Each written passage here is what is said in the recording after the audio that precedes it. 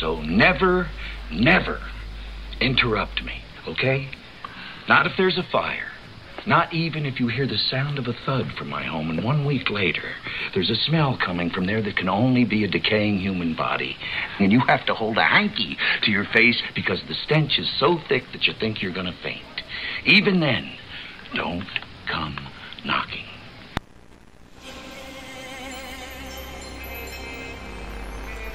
And welcome to R4nger5 Radio, episode 0, 2015. It's January the 3rd. This is my second or third attempt at recording this. I've been a long time out of the microphone. And finally got a new studio up and running over in Manchester. I've had all sorts of adventures and weird shit kick off. So, which resulted in me being kind of evicted from where I was living out in the woods, which is a downer, but also a good thing because I've got recording space that doesn't have people reversing cars in the background, and I'm not in a tent for one, and it's January and I'd be too bloody cold to record anyway. So the new studio's laid out nice. I had to spend a few quid on extra cabling and stuff like that, and I got a really nice comfy new office chair. Thanks very much to the Chaosbunny helping out with that. And yeah, so it's amazing that all the equipment has kind of held up reasonably well. There's not a lot of new stuff in there, so the studio's back in one place. Got the same microphone, same mic stand, same mixing desk, some of the same computers from the last few recordings. It's absolutely mental.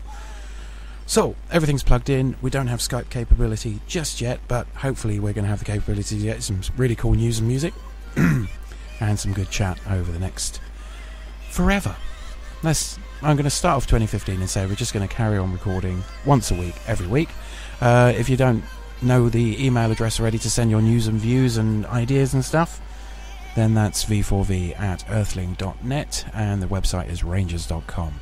So I've been up to lots, especially in 2014, which we've just passed through, and so I went to Nine World Sci-Fi Fantasy Convention, which is my first ever convention. Then, in the spirit of doing more conventions, a whole bunch of us went to the EMF camp in Milton Keynes, which is what our post-halftime music chat is about with the Chaosbunny. I learned to program Arduinos, sort of. I got a Raspberry Pi up and running, sort of. Got evicted and moved to Manchester and stuff like that. Enjoying living in Manchester. Actually got some urban stuff going on. And so I've been to the Hackspace in Manchester, Mad Labs, been to a couple of Raspberry Pi jams now, and completed a course with the local FM radio station, which was very, very cool. So it was like a 2-week course, and they let us on air, and they're continuing to let me on air, which is very, very cool. So we haven't got any news for you this week, because this is kind of just me not being so really freaked out in front of a microphone, although I've been doing it live. But when you do it live on FM, you're too worried about millions of other things to actually get nervous and try and bugger about with sound quality. And I have been mucking about with the sound and stuff all over the weekend. So this is my first recording, and no matter how badly this goes, I am putting this out live tomorrow morning. So next week we'll be doing news, so I'll be hopefully recording over the weekend or Monday next week, and 2015 should have done some stuff by then, and people should have sent me some links to the email address. So that's pretty much it. I'm planning to talk about the radio station course next week. We've got the chat regarding EMF, which was in September, or the beginning of September weekend in 2014, and it was really, really cool, so hopefully you'll stick around for that. Again, I want to talk about the Nine World Sci-Fi Fantasy Convention in more detail, so I'm going to do that. The weird thing about that is that I kind of considered nerds to be very, very inclusive, and it turns out that they're not, and there's a bit of an equality problem with there. So I really am going to talk in a bit more detail about sexual and gender equality in the sci-fi fandom, and I was properly horrified. However, Nine Worlds, the convention, which was held at Heathrow earlier August this year, they actually had a whole track on feminism. They catered very, very well for people that, you know, wanted to have their genders taken in consideration and their chosen gender and stuff like that. It really was a very inclusive event, and my problem with it is with the sort of like the fandom generally, rather than that one event, because that one event really did cope with it very, very well, and we went and did some cool stuff. So there's that. Been playing with Arduinos, trying to get, as you know, kind of like an off-grid lifestyle going, so I'm now trying to build the robotic farm to go with that, so that's very cool. And again, that will be future stuff, as much as you want to know about it. Raspberry Pi, what can I say? It's a computer. You plug it into a monitor, plug in a keyboard and mouse, and you've got essentially a fairly slow computer, but you can plug stuff into it, which I haven't done yet. It's mostly been with the Arduinos. They're very cool. Yeah, and FM radio broadcasting. If you're interested, you can probably go into the archives at All FM, have a hunt around there, and well, do some stuff. In fact, All FM's got an online anarchist radio show that you might want to check out called Under the Pavement, and you can actually listen to that on Mixcloud, although I think they've been doing it a long time and there's not much anarchy to talk about. I am doing my very best to get on that show, so I'll drop you guys a link. So, we're going to go into halftime music. First track is Benjamin Jameson featuring Laurel O'Connell with Couches in My Head, and followed by Jonathan Coulton with I Feel Fantastic. I love Jonathan Coulton's stuff. I'm going to be playing a bit over the next few weeks because he's put out a lot of stuff. And if you've got any more suggestions for music, I'm kind of looking for sort of geeky music and stuff I'll actually like, rather than sort of shouty sort of death metal or chip tunes. So if you've got any suggestions for music, that would be great. Ideally unsigned artists. So we're going to go into that, and after that it's going to go pretty much straight into the chat about EMF with Chaosbunny, who was very kind enough to sit down for about 45 minutes, and that's why this bit is very slow. Also, don't have any news, so I've got nothing to really get outraged about, no real structure to it. So we're going to go into the thing, which is going to be now. So I'm going to attempt to now switch over the music and get it running.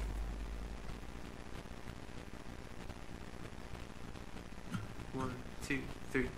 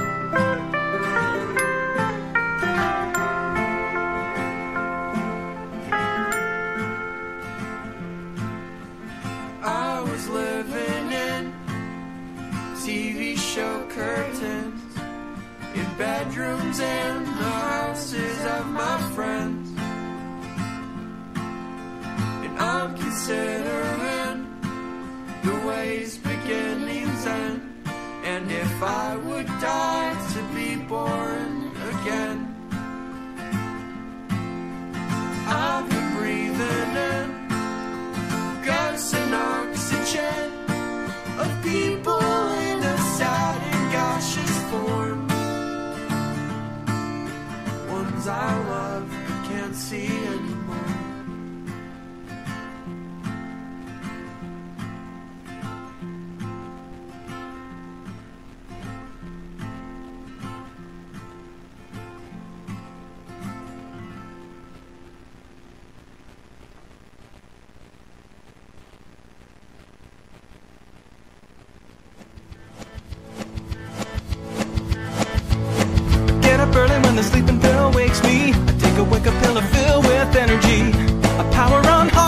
check my messages, but I don't have any messages. I take a driving pill and head to my car. I drive around a bit cause work isn't very far. I call my phone and I check my messages, but I don't have any messages. All I know, driving on drugs feels better when they're prescription. All I know, the world looks beautiful, the world looks so damn beautiful. I feel fantastic, and I never felt as good as how I do right now. Except for maybe when I think of how I felt that day, when I felt the way that I do right now. Right now, I feel fantastic, and I never felt as good as how I do right now. Except for maybe when I think of how I felt that day, when I felt the way that I do right now. Right now, right now.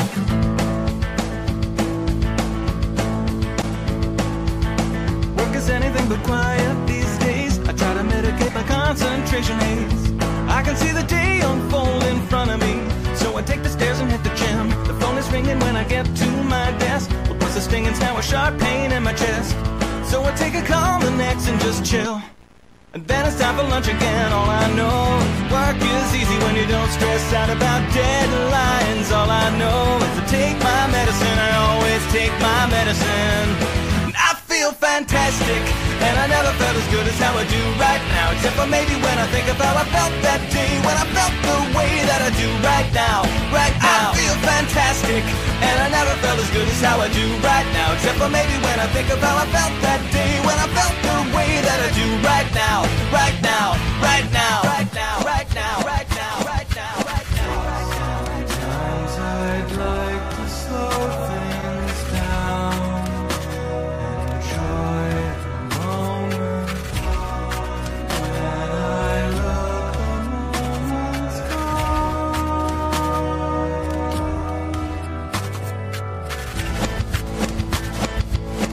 Work is over, but I can't stay to work late. Gotta leave and get ready for my second date with a pretty girl that I met at the pharmacy. Writing the prescription line, I take a pill for my social anxiety. I get a table and a nice bottle of Chablis. Now it's getting late and there's still no sign of her. I have another glass of wine. All I know is the wine lasts longer when you don't gotta share it with someone. All I know is the steak tastes better when I take my steak tastes better pill. I feel fantastic, and I never felt as good as how I do right now. Except for maybe when I think of how I felt that day, when I felt the way that I do right now.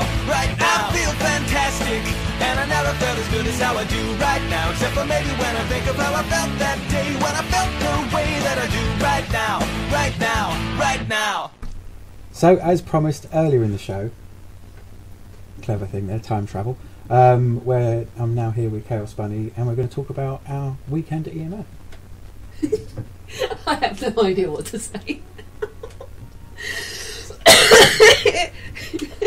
I am curious as to whether you're going to feel bound to call me V. What? Oh God, that thing. That handle thing is so silly. It was silly at the time. That. Decades ago, it was silly a decade ago, and we got a giggle out of having online handles because you know there's no such thing. It's not like CB radio or anything. If somebody really wants to find you and you've uploaded something to the internet, they're going to find you. It's the most pointless kind of disguise. It's even more pointless than me putting my photograph on every upload that we do. Well, I use an internet 3G. I use a 3G dongle that someone else has paid for, but I suppose it's still attached to my credit card. So yeah, no anonymity on the internet. Someone can find it. Yeah, you know who we are. Anyway, EMF. Oh yeah, EMF. That thing. It was awesome. I had such a great time, and I've forgotten everything I did there. Yep. Okay. It was a really nice atmosphere, and it was a very cool place to be. You know, in the way that normally geeky people cover up that they're doing geeky shit. It's like if they're into lockpicking, they don't really tell everybody. Or if they're into building giant robots and stuff, they generally keep it quiet. They don't advertise to the world that this is what they do for a hobby. Generally. I think on the whole, if you're into lockpicking, you don't want to tell everybody. Yeah, but things like that, people doing cool shit like computer security and building weird, freaky networks and building robots and crazy shit like, you know, drones and stuff. That's a bit weird. A load of people not only enjoying just doing what they do for fun, but like showing off what they can do to a group of very appreciative people. Sounds kind of like my friends. Yeah, I mean, you get to be around people like that all the time, and mostly my friends are like that too. But like 1,000 or so, 1,500 people, Something like that. because that's how many badges we had to make. Yeah, that sounds about right then. So yeah, we got lucky enough to get volunteered because we were walking past the tent where they were plugging the batteries into the camp badge, which is a very, very cool thing. Oh, I even got to flash software onto them. Yeah, that was pretty cool. That mostly involved plugging USB cables into things, leaving them for a couple of minutes and then unplugging them again. Yeah. But we got to help make the badges, all of us, or the entire sort of rangery contingent, because Kevin as a geek was there, along with another friend of his. And we were patched into all these other geeks. We knew the people at Hackman. So hello everybody at Hackman, if you ever listen to this. This is highly unlikely, but it was fun being camped near you. And the Dutch people were very cool. And the people at Millie Ways were fun. All in their beautiful orange suits. Yeah, but generally it was a really nice atmosphere of people totally getting their geek on. And it didn't matter if you didn't have a talk that had been prior clean, because there were plenty of hack villages that if you really wanted to give a talk, you could have got it announced. That there was a chat or a workshop that you were running, organised. It was a really good information system.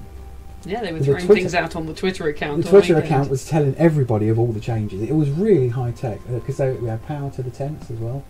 Complete proper mains power, and we had internet to the tents on as many different types of frequency. They had 5 gigahertz and a standard, two encrypted and one open network running all at the same time, and a phone network.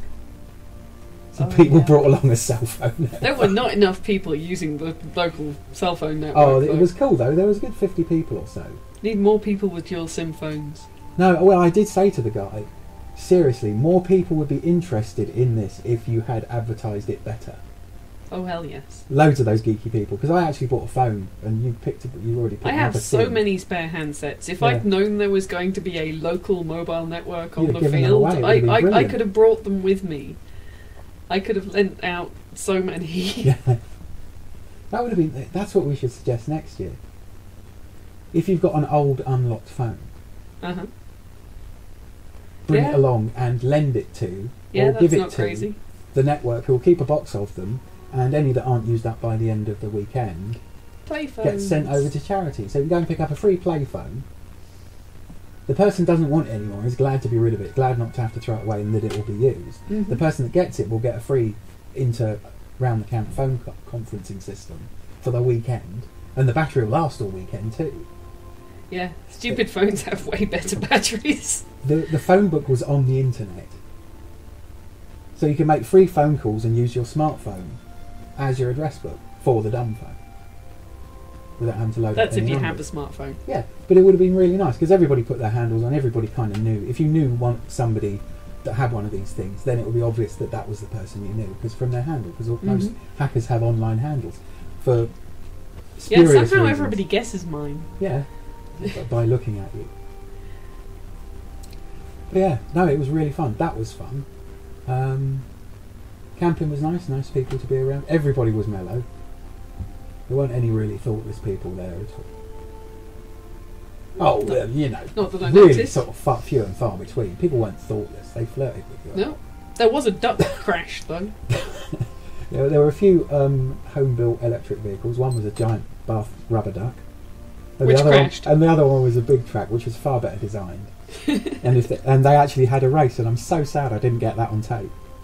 I'd have given everything to have recorded a video of the big track versus the big duck race. That would be fun as anything. Because the big track was actually remote control. They hadn't really got the in the vehicle joystick working all that well. If anybody wanted to go to drive, you'd be in the thing, but somebody else would be driving it. So they did sort of do that's trusting. They did do things to scare each other and stuff like that. And I think when they got the joystick working, the remote had an override. So the remote person could override the person driving at any time. Oh, that's a serious trust exercise. And they didn't look particularly trustworthy as far as stuff like that. They made sure they didn't hit anybody, but they were up for scaring people. People had some nice drones as well. Some nice. That was one of the first videos up.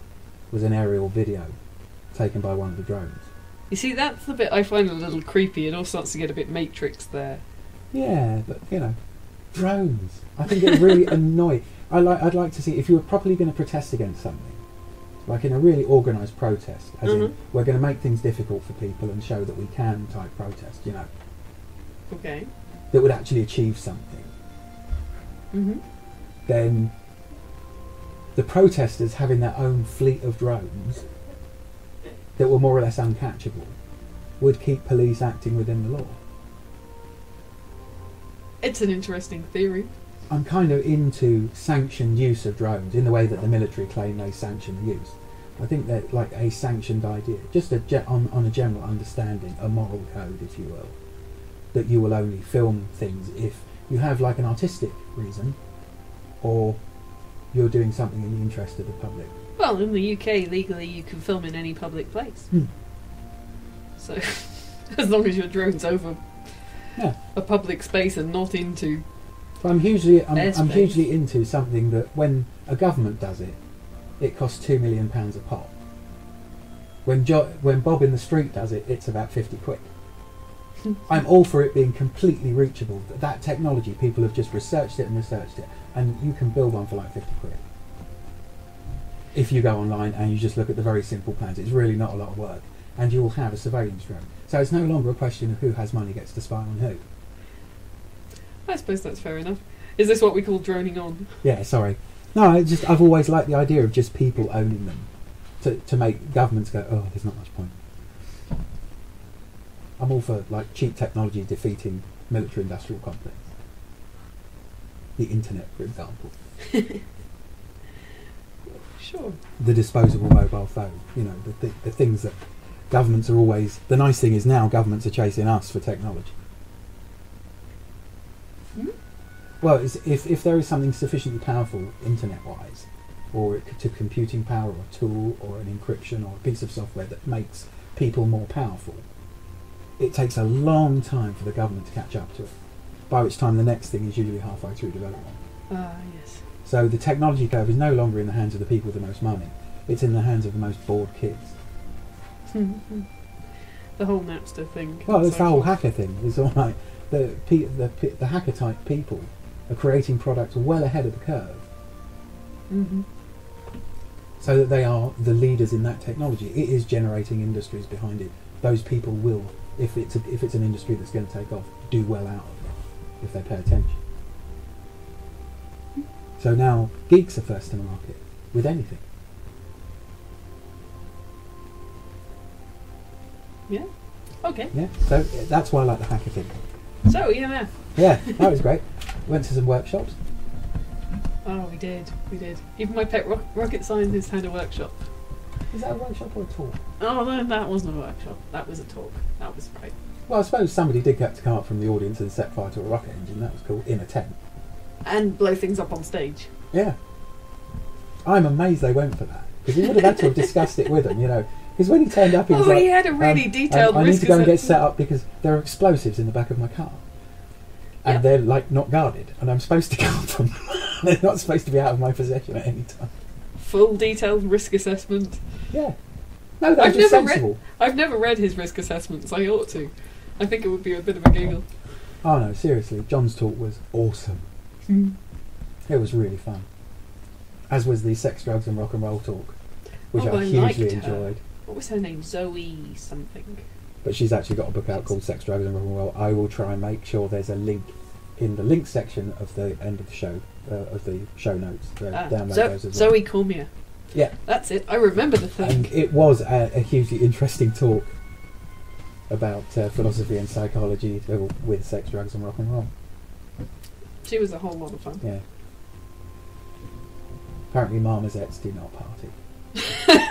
That's true. That's true. And Even if you give them a tiny marmoset rave. Yeah. So if you want to know what that's about, it's worth either going to the EMF thing, the EMF website, or going to Amazon and looking at the book, because I think she deserves all the book sales she gets, because it was hugely entertaining. It was very like the talk was the same in a similar pace to things like A Brief History of Nearly Everything by Bill Bryson. Like you're actually learning quite a bit of science and philosophy and history all at the same time as being hugely entertained. If you get a chance to go and see her live, go see her live. I have no idea whether she's on tour with it.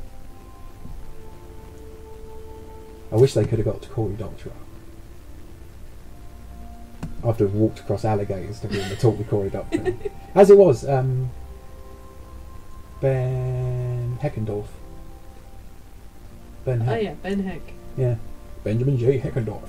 Yeah, From I the didn't Ben make, Heck show, I didn't make which it to I his just talk. got into. I'd started watching just before, because I was looking at things like the Raspberry Pi and the Arduino and stuff, and his name comes up a lot in association with miniaturising and electronics projects and shit.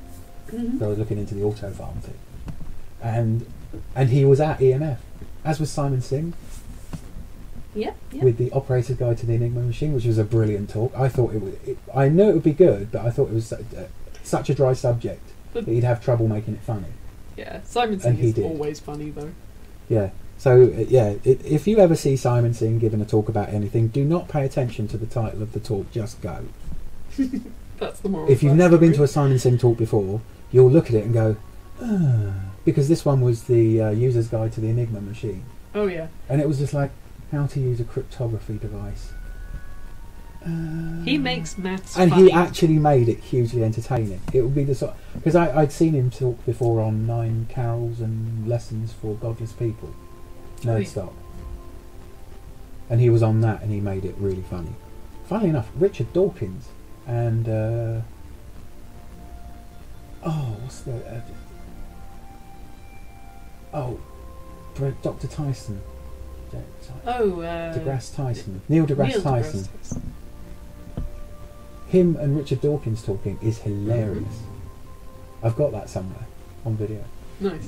But I digress. But it's along those lines. It's along the lines of somebody with some real qualifications and that's done loads of research, but actually being hugely entertaining at the same time. And there was a woman talking about game theory, but we kind of missed that. But we went to loads of talks. Yep, loads of talks, loads of workshops. Oh, the workshops. Yeah. Well, you got a bit workshop happy.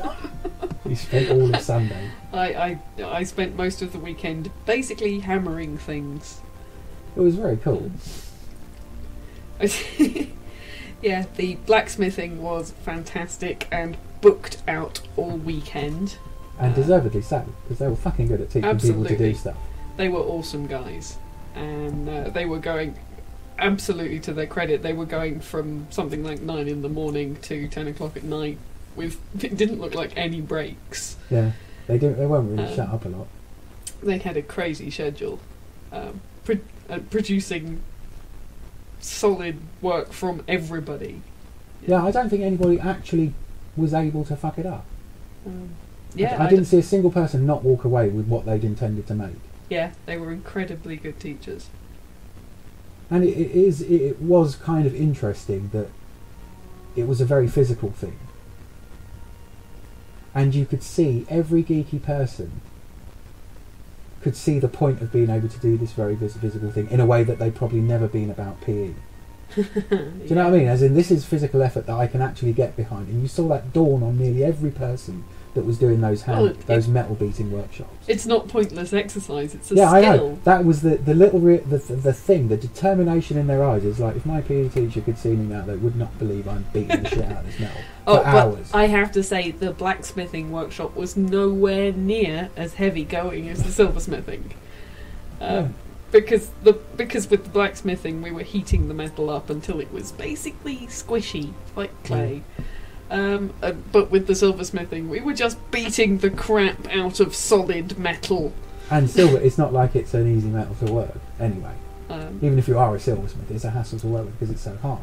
Yeah, so that was incredibly hard work, which is entirely why I went and did it twice. Because I'm crazy like that. Yeah, I must admit, I am wearing one of the silver rings and it's really cool. I did get a bit fluffy about it making me that. Was that my door? No. Oh, okay. Children. That is next door. You're 100% sure? I'm going to check the window. I'd go and look out the door. I'd go and look out the door and see if there's anybody at the door rather than look out the window. Because I think it's all about to kick off next door as a result of the argument. Well, because you could see that there wasn't someone at our door.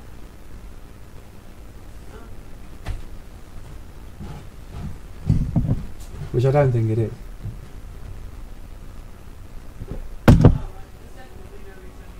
Hmm. Are you still recording? Yeah.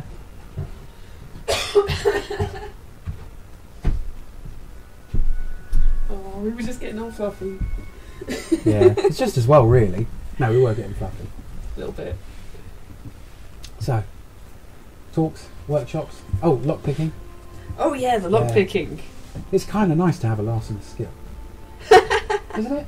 A larcenous skill. Well, it's a kind of larcenous skill. It's like El Bandito. Oh, all the mischief you could get up with that. Get up to. No, I'd actually say that would be one of the survival skills I would add. Although you don't want that to be your only survival skill, your only reason to be. Actually being reasonably good at unpicking padlocks if there was an apocalypse would be pretty frigging handy. Yeah, so it turns out lockpicking is actually pretty easy. Yeah, it is disturbingly easy. I don't know. I haven't managed to pick the locks on this house yet. True. So that it is a huge amount of practice as well. I haven't had a go yet. Yeah. But it turns out it is actually possible. Okay, so it's not possible to pick a lock with a hair grip. You have to use 2. Yeah. So yeah, it was kind of fun watching you pick padlocks with hair grips. Once you kind of got the concept of what the lock is doing, and which way it needs to turn and where the pressure is, you know, with a small enough tool. Yeah. So I kind of felt like I'd leveled up there. Yeah, that was kind of like high five everybody. Yeah. No, I like doing that. I did get some lock picks because I was like fascinated by it. Yeah, but and I've got hair grips on me every day. So they're not the sort of thing you want to order online. Yeah. Somehow. Maybe not. Yeah, so it was nice to be able to get them. I've got a Raspberry Pi as well. I've been playing with that. But more on that later, that's not part of the thing. It was just nice to be somewhere where they were for sale and you could see them and go, ooh, look at the tiny computer. Which is most of the appeal of the Raspberry Pi. It has to be said. I am a bit guilty about it, but they are. Apparently size matters. No. It wants to be tiny. Tiny. Unlike everything else. But there's other stuff. And more workshops. Oh, workshops and more workshops. There was nettle rope making as well. Yeah. Which Phoebe was rubbish at. I was a bit crap at it, but I had actually done it before. But the thing is, I find it really impossible to do unless the fibres are dried out. Yeah. Which we didn't have time to do. I made decent string though. The best thing about you're blaming the tools, you know. No, I was crap at it, but it was just like I found it very difficult, and I'll admit to that. But I would advocate using nettle fibres anyway as string. You don't necessarily have to learn how to weave them into usable rope. They're plenty strong on their own, just twisted round. Yeah, but that's another skill. My favourite bit about that was stripping the leaves off the nettle without gloves on. Yeah. I really enjoyed that. I did end up with tingly palms for a while afterwards. Did you? Did you sting yourself? Oh yeah. But then I had a date like that. So, so I was really pleased that I got all the leaves off the nettle without stinging myself once, and nearly everybody that wore gloves managed to sting themselves. That was really funny. Because they were doing it much slower and more gingerly because they had gloves on. Yeah. They tended to sting the bit that wasn't covered by the gloves, where if you do it really quickly, you're focused on... I wasn't wearing gloves either, but no. I wasn't... my grip's not quite as strong, so yeah. I had to do it a couple of times before I could actually get all the stings. Basically start from the base of it and just move your hand really quickly, like super speed, while gripping it really tightly, all the way up the thing. It will take off all the leaves. To be fair... without stinging you. To be fair, it was the first weekend I was using the hand that I broke, so... Yeah, cool. I mean, you know, I was just saying, that was my cool moment. But you didn't flinch from stripping them with your bare hand anyway, even though you thought you were going to get stung. Hell, I've had nettles in worse places than that. Yeah. Well, me too, actually. Anyway, so nettle string was very good. There were lots of... And arm knitting? Arm knitting. Not How did so we good. feel about the arm knitting? I thought it was... The V did not enjoy the arm knitting, it has to be said. I didn't. I was a sad V. I think somebody might have a trouble with coordination a little bit. Oh, yeah, probably. Did you see me play guitar? Not often. No, that's why. Yeah, I really find it hard to follow someone doing a really complicated hand motion. I reckon I know what that is. It's because I hated hand actions on songs as a child. Yeah, I can see that. So it would have made it even worse if we'd been doing it to music. Oh, Arm knitting to music? I don't dare think. Shall I make up an arm knitting song? Only if there's going to be someone standing by with sharp scissors to cut me free of myself. I'll try and keep up. Okay then. I think we can arrange that. Yeah, I didn't like arm knitting. So that's probably the only bit of EMF you didn't like.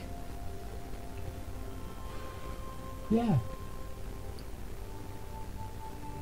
It was funny. What the only one social thing I did find amusing was that people would completely lose their mind if any of the toilets filled up.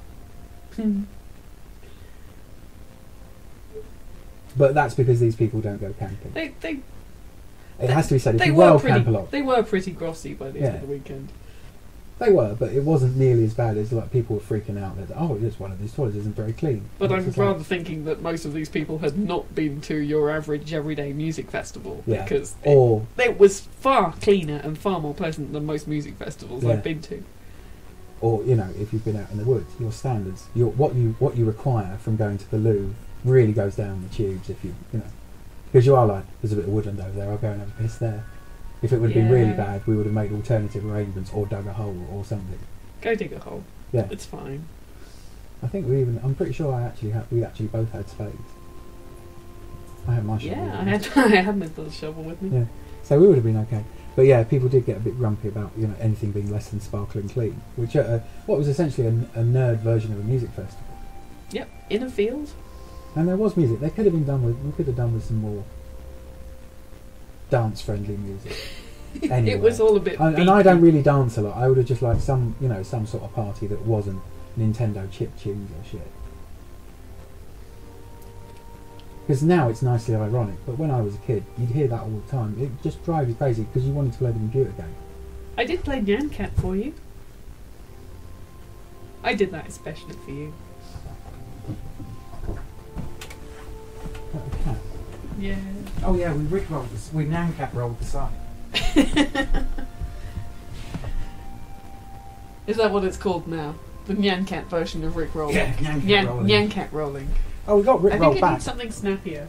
Nyan rolling? Yeah, probably. No, I think we did pretty well. But then the little buggy that was going around camp all week that actually had sound effects on it. Did you see the golf cart with sound effects on it? I don't think I did. They were sort of parked up opposite us. They were forever tinkering with it. There was like a few golf carts and a few buggies wandering around, including the big truck and stuff. A few electric vehicles were allowed on site. Okay. And one of them had like a sound pad board that was programmable to MP3s. So every day they changed the sound effects on the little keypad on the dash. Yeah. So when he was driving along one time and he actually had the laser sounds from the TIE fighters on Star Wars.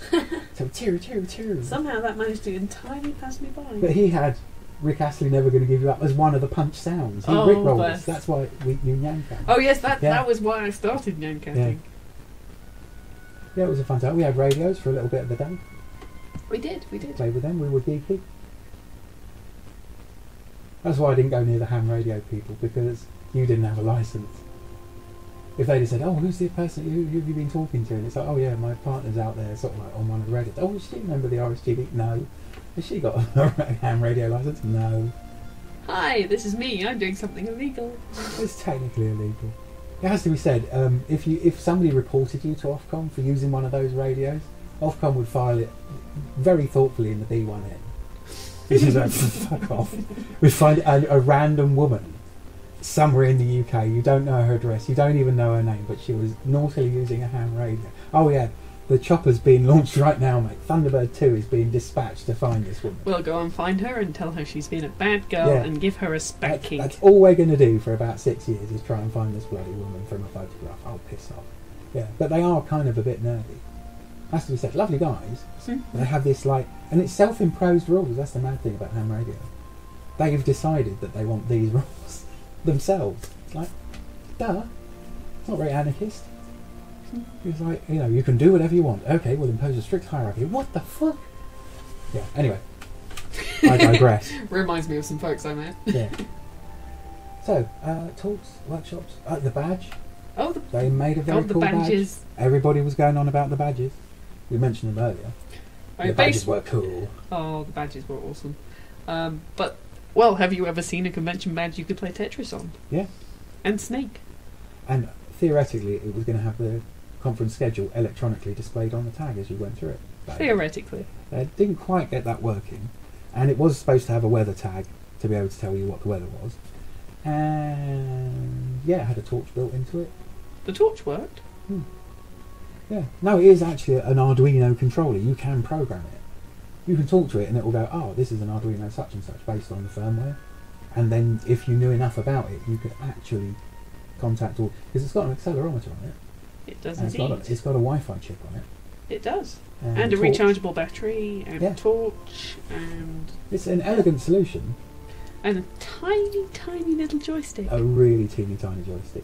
But the torch was... the LEDs were 4-colour LEDs. Yeah. And they were based on an accelerometer, so when you press the torch button, because you'd have to look at it to find the button, it would wait until the badge was hanging vertically until it went to full brightness. Unless So you didn't had blind mine, yourself. which was installed upside down. But Yeah. hey, I get to be unique and special. Yeah, and we helped assemble them. We spent a couple of hours in the lounge tent, Yep, that was pretty fun. plugging batteries in and testing the bits. And I think everybody, our entire encampment, went and did a few hours of that. Yep, one of the guys did soldering. Several of the guys were helping. Kevin was flashing and Yep. We were all flashers. yeah, so it's cool. We had an amazing time. It was really like a nerd music festival. And I had some guys, including someone you know, doing CNC and laser cutting. Oh yes, that's true. Yes, my friend with the laser cutter, proper evil genius. Yeah. Lots of very cool people, including most of the major hacker spaces sent people, including from Holland and Germany and stuff like that. That was cool. Yeah, nice international crowd. Yeah, loads of interesting people. It was just really good. Good food. The takeaway food was pretty damn good. There wasn't a single crappy burger van, hot dog salesman. That's like true. a really Actually, greasy spoon. they did manage to The get food good was- quality, independent Yeah. food sales. Yeah. That was They did really a pretty nice. good job with good food, good coffee.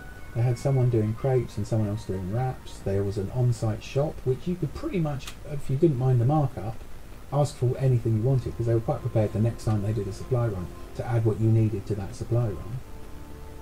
Yeah, they'd pop out and actually go fetch things for you. Yeah. So, and there was a shuttle bus to and from the local train station that you could just, if you could get it on the bus, you could take it. So, yeah, it was pretty well organised and thought out. But the badges were very, very cool. They were made up by sponsors. Yeah. The only problem is I'm sad Why? because the next one's not till 2016. 2014. Oh, it's 2014 now, isn't it? It's 2014 this 2016, year. The I'm next getting one's old another and 2 decrepit, years. listeners. Old and decrepit. I can't even remember what year it is. Yeah. We So- are in the 21st century. Yeah, it was kind of also, and it was likened to, and I think pretty similar to Burning Man. Because people would set up their shit wherever they felt like it and show it off. It was kind of cool. I can't really claim to know for comparison because I haven't been to Burning Yeah, I mean, Man. much, much smaller. I mean, Burning It's- Man's about 7k across. It's a city. But this, if you were going to have a hacker village, if you were going to live somewhere in Hackertown, it looked like Hackertown, UK. I want to live there. Yeah, I think everybody that went there wanted to live there. Everybody had a blinding time. Everybody was pretty thoughtful and respectful of it. I think everybody was pretty reasonable. Yeah, on the whole. Plus I get to live with the laser cutter. And the Yeah. forge. And the forge, and the ring-making stuff, and the lock pickers, and just as well everybody was intense, wasn't there? There'd be no point having any locks on your doors in Hackertown. Good one. What would be the point? It's just a challenge, isn't it? Yeah. So, yeah. But yeah, it was hugely enjoyable. People had a really nice time. It did, obviously, with their clothing, people looked great as well. A lot of people you could have told a lot about from what they were wearing. People dressed pretty funky. Yeah, there was even this crazy girl turned up wearing bunny ears. Yeah. Well, that happens to you everywhere. I've even stopped seeing it. I really have. I'm generally only occasionally reminded that you're stood there in polka dots and bunny ears. Yeah, it always makes me giggle when people go, "Oh wow, you've dressed up for the weekend," and I go, "No, I didn't." Yeah. This is my everyday clothing.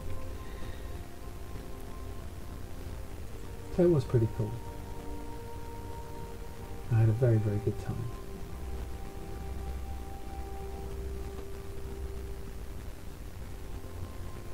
Would go again. I don't think we miss anything. CNC, Would buy again. Printed.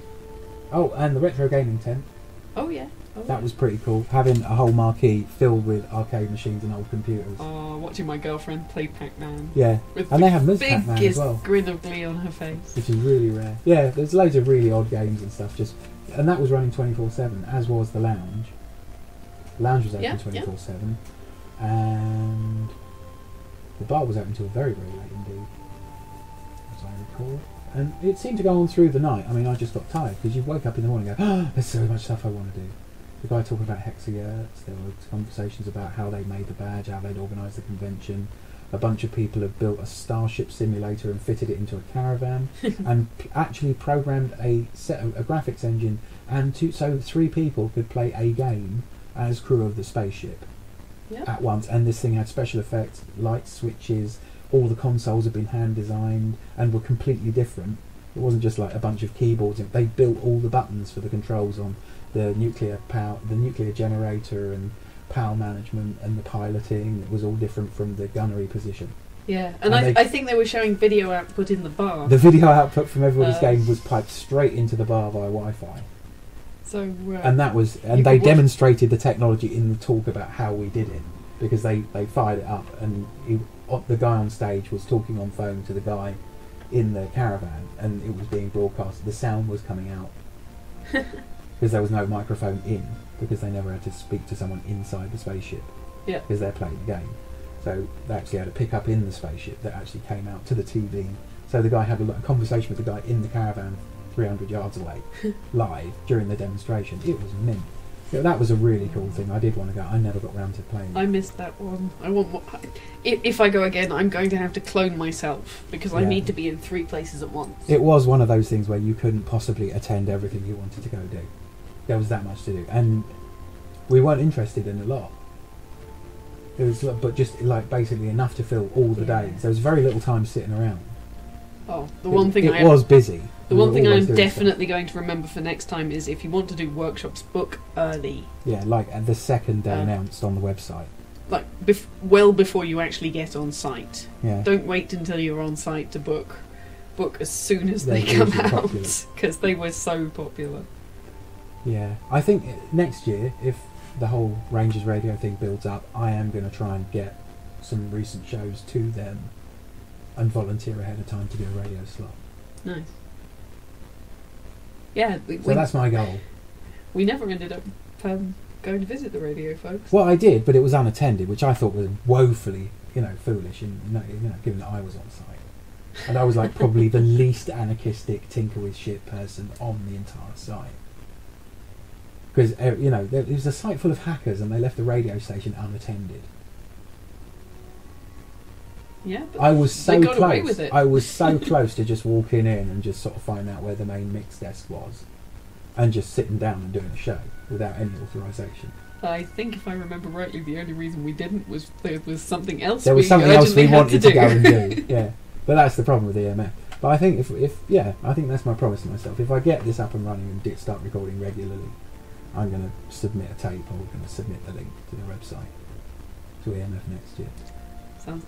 Well, not next year. Oh, in 2 years. Not till 2016. Not till 2016. Oh, yeah. But seriously, if you're within the sound of my voice on the Tinterwebs, and it's at all possible for you to go to a geek fest, I would say this was extreme. It was like loads more British than DEF CON. It was a really English thing. It was a really nicely English thing, but with, you know, it was the countries that sort of like kind of like that. The people from Holland were just having a ball because, you know, basically it was a field full of slightly eccentric people who all had fun things to do. There was no way you could have stopped every single person wandering around and asked them a few questions about what they enjoyed doing, and they would have come up with a fun thing. You could have stopped anybody walking around. You could have just bumped into them and said, "Tell me something interesting that you do for fun," and there would be just 5 million answers, all interesting. I might try and get a social movement going at EMF next year.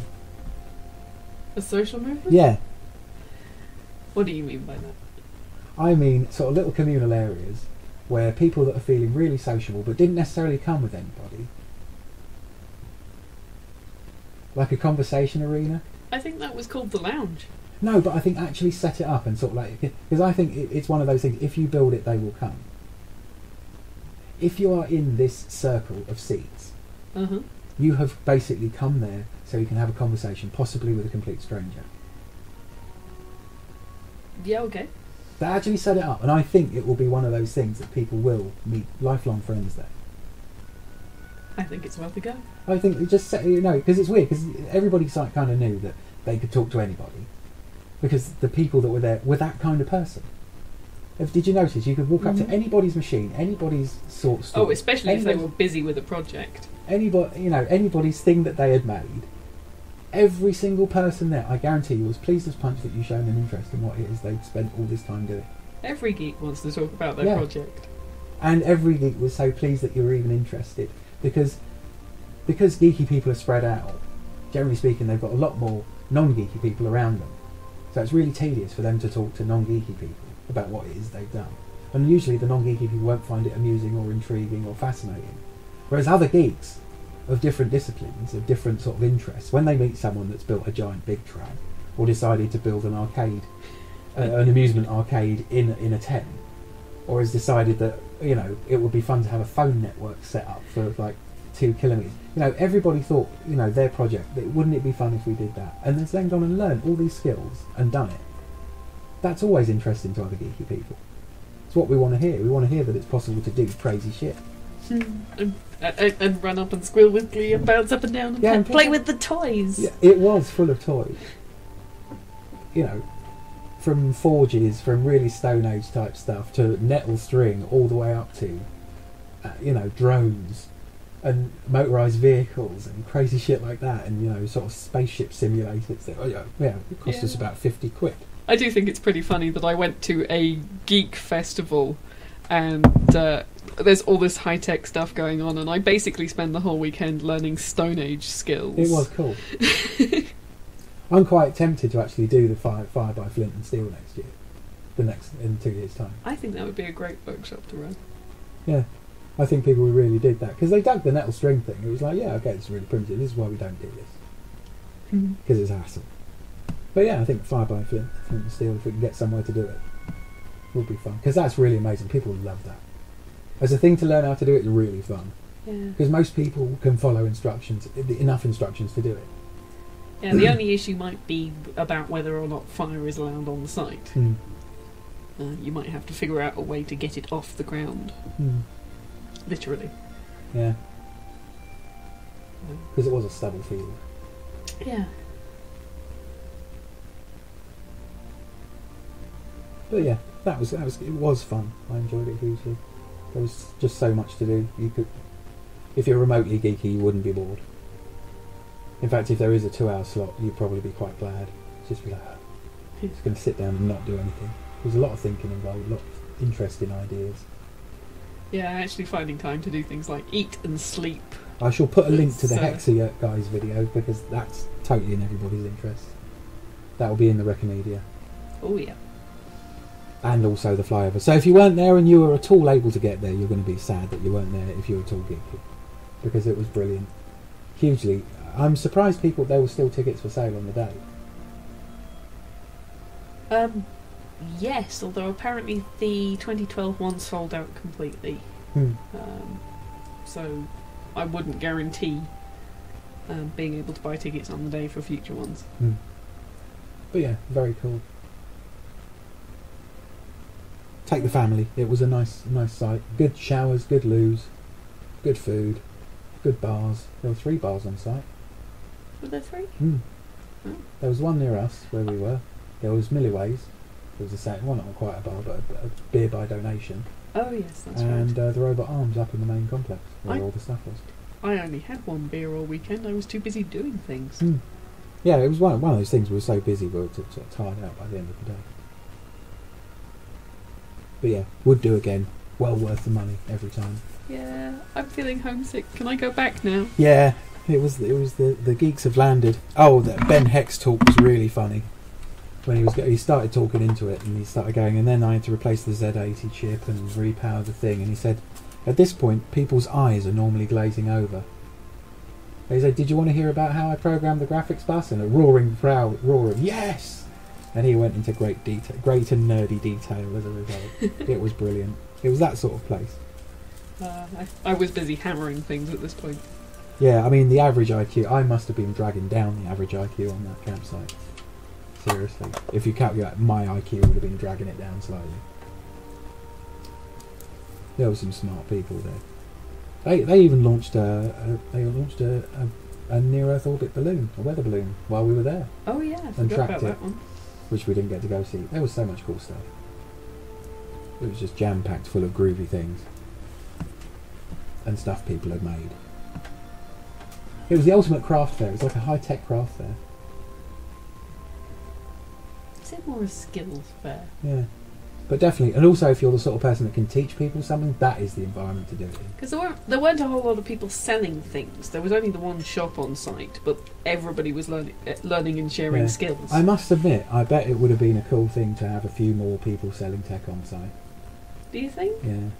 I'm not sure. I liked the fact that nearly everybody that was doing stuff for free or for cost, or just teaching people how to do things for themselves.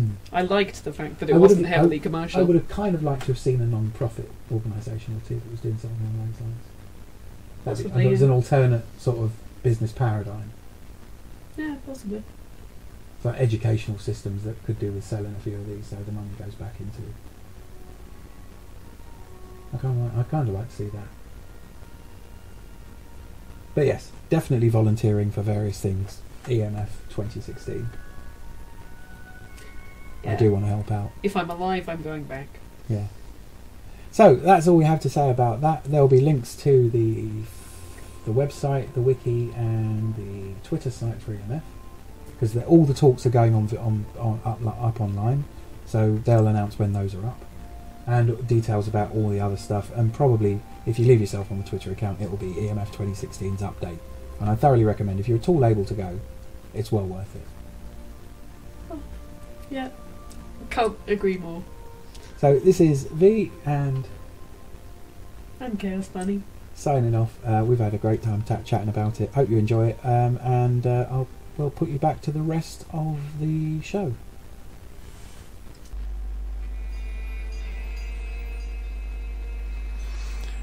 And back.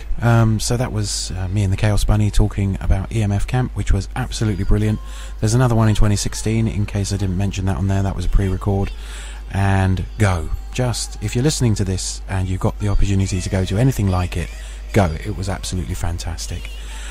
So, the 2 tracks before that were Benjamin Jameson featuring Laurel O'Connell with Couches in My Head, and Jonathan Coulton with I Feel Fantastic. Jonathan Coulton's the guy that wrote I'm Still Alive for the Portal theme tune. So, yeah, absolutely rubbish first half. Thank you for bearing with me stumbling all over stuff and continue to stumbling all over stuff. I'm going to try and get back in the swing of things a lot more over the next few weeks, so you're going to have to bear with me, unfortunately. So, I'm just going to go into some Recomedia for this very, very, very short show. So I'm saying, check out Night Vale. It's Welcome to Night Vale. Just do a search on Google. It's absolutely fantastic, really funny, sort of Cthulhu-esque Midwest American town, if that means anything to you. Go and check it out. And the TV series Utopia, which was made by Channel 4 a couple of years ago, I've just watched that, both series. Really go and grab it, get hold of it any way you can. It's actually being remade as an American remake by David Fincher, who did Fight Club, and I'm actually quite looking forward to the American version, because there was supposed to be 3 seasons of it and they only made 2 for Channel 4, so kind of looking forward to that. And the other top pick of the documentaries would be Andrew Marr's History of the World. 8 episodes, an hour long. Don't care how you get it, go get it. If you ever wanted like a crash course in history, 8 hours of your time, and you'll have a very good idea of what world history means. And more Structure Show next week, and we're going to go out with another Jonathan Coulton track, The Princess Who Saved Herself, which is really brilliant. And I'm going to leave you with that. So thanks very much for listening, and I'll be better next week is the kind of thing. So yeah, take care all. Get in touch at v4v at earthling.net and go to rangers.com. We're going to start rebuilding all that now. I've got actually somewhere sensible to record. And thank you to everybody that's been producing media in the interim. Really appreciate it, keeping the complete idea of Rangers alive, doing a very good job.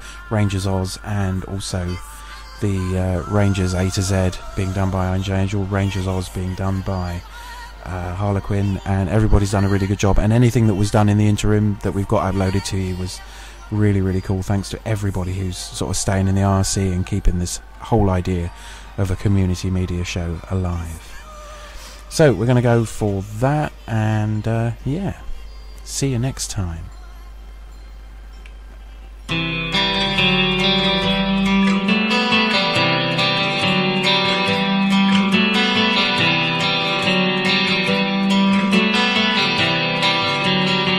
There was a castle by a waterfall with a pink and purple wall and a princess living there. She had no parents and was all alone. She got by on her own and she liked it pretty well, 'cause she never wore socks. She had a pet snake. She bought her a guitar and she ate a whole cake, and there wasn't anybody there to tell her what to do, so she did what she wanted to.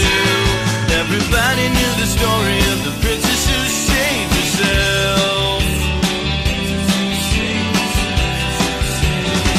There was a dragon with a pointy tail. He was bigger than a whale and his breath was terrible. He scared the princess when he came around, tried to burn the castle down, but she caught him by his tail. Then she tied him to a tree so the dragon couldn't fly. She told him he was mean and it made the dragon cry. When he finally apologized, she offered him some tea. He accepted it graciously. Now he visits every weekend with the princess who saved herself.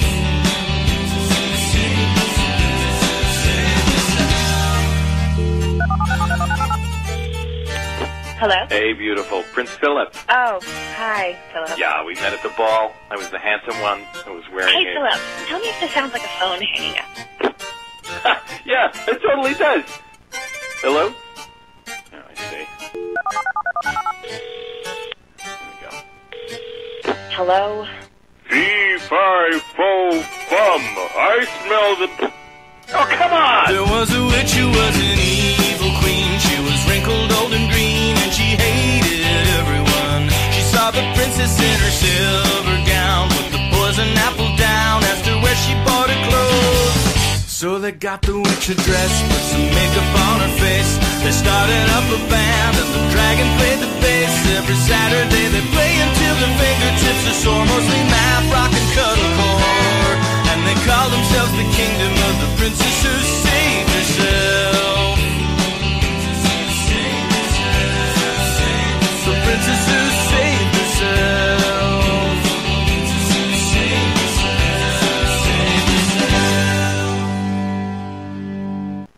Why shouldn't I work for the NSA? It's a tough one. But I'll take a shot. Say I'm working at the NSA and somebody puts a code on my desk, something no one else can break. Maybe I take a shot at it, and maybe I break it. And I'm real happy with myself because I did my job well. But maybe that code was the location of some rebel army in North Africa or the Middle East, and once they have that location, they bomb the village where the rebels are hiding. 1,500 people that I never met, never had no problem with, get killed. Now the politicians are saying, oh, send in the Marines to secure the area because they don't give a shit. It won't be their kid over there getting shot, just like it wasn't them when their number got called, because they were all pulling a tour in the National Guard. It'll be some kid from Southie over there taking shrapnel in the ass. He comes back to find that the plant he used to work at got exported to the country he just got back from, and the guy who put the shrapnel in his ass got his old job, because he'll work for 15 cents a day and no bathroom breaks. Meanwhile, he realizes the only reason he was over there in the first place was so that we could install a government that would sell us oil at a good price. And, of course, the oil companies use a little skirmish over there to scare up domestic oil prices. A cute little ancillary benefit for them, but it ain't helping my buddy at $2.50 a gallon. They're taking their sweet time bringing the oil back, of course. Maybe they even took the liberty of hiring an alcoholic skipper who likes to drink martinis and fucking play slalom with the icebergs. It ain't too long till he hits one, spills the oil, and kills all the sea life in the North Atlantic. So now my buddy's out of work. He can't afford to drive, so he's walking to the fucking job interviews, which sucks because the shrapnel in his ass is giving him chronic hemorrhoids. And meanwhile, he's starving because every time he tries to get a bite to eat, the only blue plate special they're serving is North Atlantic scrod with Quaker State. So what did I think? I'm holding out for something better. I figure, fuck it, while I'm at it, why not just shoot my buddy? Take his job, give it to his sworn enemy, hike up gas prices, bomb a village, club a baby seal, hit the hash pipe, and join the National Guard. I could be elected president.